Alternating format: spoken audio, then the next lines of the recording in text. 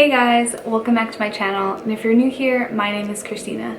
In my videos, I talk about a plant-based diet and nursing school. If you like these types of videos, please like this video and subscribe down below. In today's video, I'm going to be talking to you all about how to ace your exams and how you can answer those really tough questions that you may see appear on your tests. Let's get into it. Before I get into it, I just wanted to make a quick disclaimer.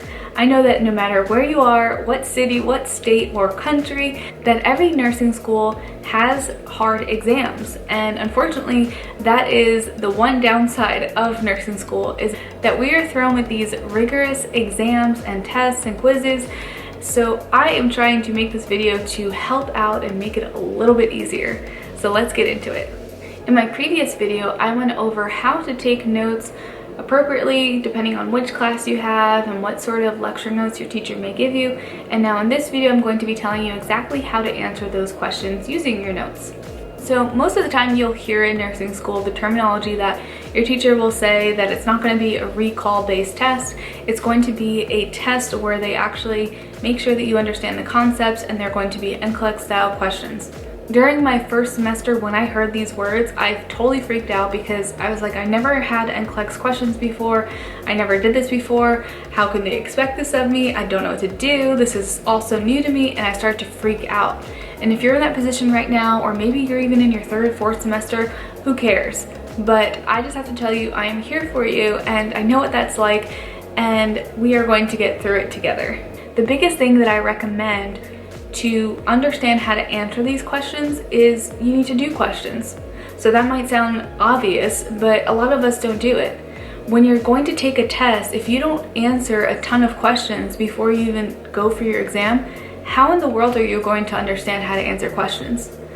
It just doesn't make sense. It's like trying to tell someone to do a math problem that they only looked at once, and they don't have any practice questions, and then you just kind of go in it and wing it. It's just never going to work. So now I know you're probably already thinking, what questions? Where can I get these questions, Kristina? Come on. So where I get my questions are in books. So either in the books that our teachers provide us or school provides us, in the back of the chapters, there's questions typically there. If there aren't any questions in the back of the book, then if you open the cover of the book, then you'll typically see the little scratch off thing where it will say, enter your access code online and you can get other resources. Now those other resources do have questions, or they typically do, or even if they don't, they will have summary key points. They will have answers to the questions inside the book. So like, even if it's just not multiple choice style questions, they will have answers to questions that are like, what is the nursing process? What is this? What is that? So those are super helpful as well, because that will make sure that you understood what that chapter was about. So that is super important and helpful. So look at the back of the chapter, questions like the multiple choice ones, NCLEX style ones, if there is. If there isn't, look at the resources that come with the textbook, and you could look at the summary key points of the questions that are asked at the back of the book. If they don't have that listed, then they should have questions where I'll bring you to like another platform. It will give you some questions that are to be like bundled with the book. So now if you're like, I don't have any of those, when I tried to look that up, there was nothing there. So that can happen sometimes. Another resource that I absolutely love is the Saunders Klex book, and I will put a link down below just so you guys can see it, and I'll try to put a picture up here. But that book, it is so helpful, and it has gotten me so far when I've tried to learn some concepts or understand some things that my teacher maybe didn't go as far in depth as this does. This book, it is the best, and the makers of the book are typically the makers of all of your other textbooks. They are called Elsevier, and they even help, some of the people even that write that book apparently have helped make the NCLEX. So what better resource can you use than people who have actually helped write the NCLEX? So that's really helpful, because the information for disease processes, it's not going to change. Whether your teacher says one thing or whatever, they have to get their resources from a book. They can't just make up, oh, insulin is 5 to 7 minutes or something like that. they have to find it from a book and they have to use that book as their guideline when they're teaching it to us, because then we would do awful on our NCLEX. And the most important thing is that we all pass our NCLEX at the end of it, and of course graduate from nursing school. In that book, it is so helpful because it will divide your classes within that book. So you'll see a fundamentals area. It might be called something else, but just make sure that you look at the back of the book to find those concepts that you need. You will. They have like a med surg topic, a pediatrics topic area, pharmacology, and the list goes on. So it's pretty big, it's like a textbook, and it is super helpful. If you are having trouble answering questions, if you're trying to figure out different reasonings as to why things are the way they are, I highly recommend that book. That book will not only help you with your current exams, but it'll also help you for the NCLEX, because that's the main purpose of that book, and it will also help you if you take HESI or ATI, because it has all that information that you would need to know for those exams.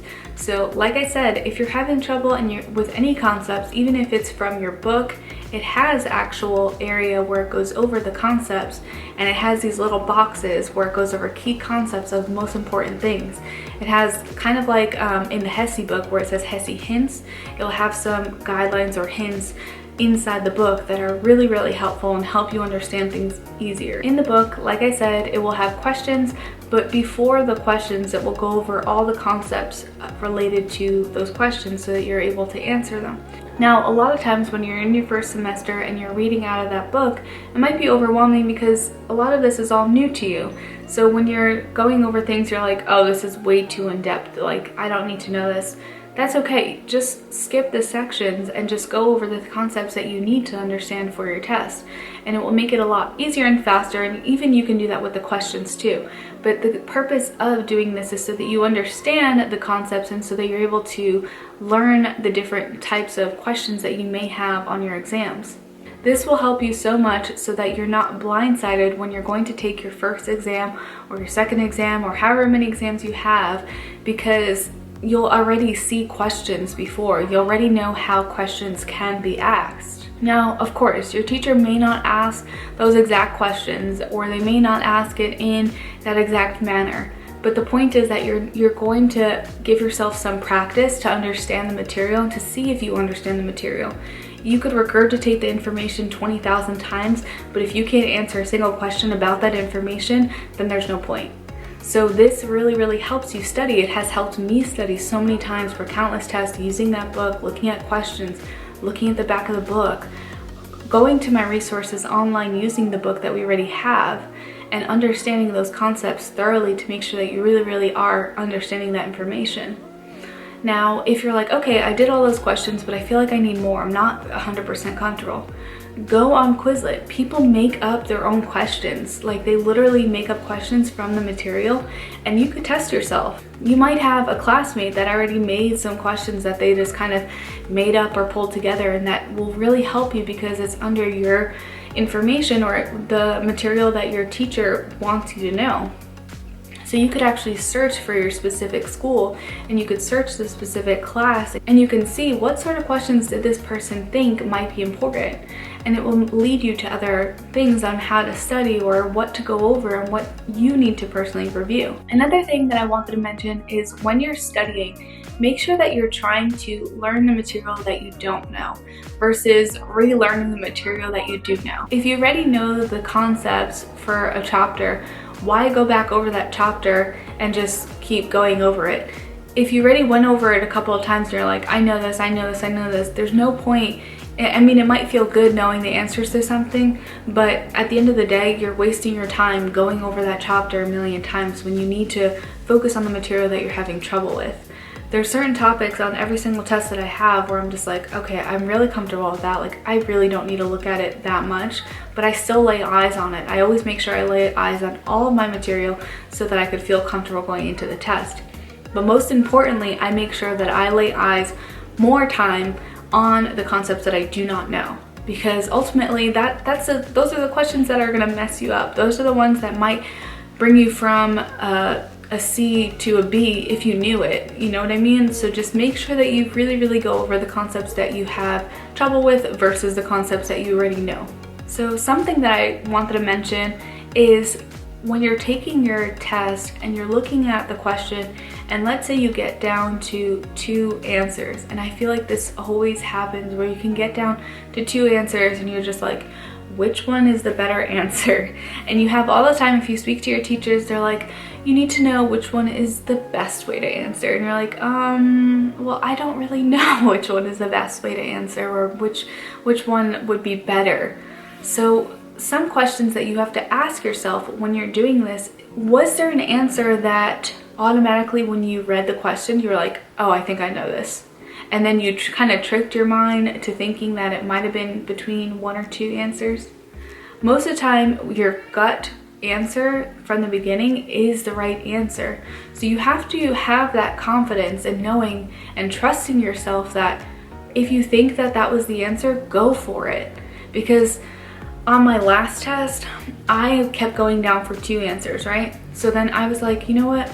I'm gonna stop bringing it down to 2 answers and just go with what I really believe is the right answer. And I did that, and I ended up doing well because I trusted myself. I said, I studied enough and I know the material so that I can do well.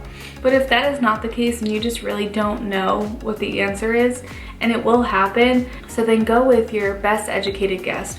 If you had to decide between the 2, just figure it out logically, which one would make more sense. A lot of times my teachers would say to make sure you choose an answer that will potentially, which one of them is most important, let's say. It says like, which one is most important to assess on a patient after they had surgery. So if you think back to your ABCs, airway, breathing, circulation, that is always gonna be key for questions. And you'll know them right away because it will literally say, assess airway, check respirations, check blood pressure, or something like that. So if you're going to try to take care of a patient, and what would kill them first? If they have something blocking their airway, that is going to kill them first.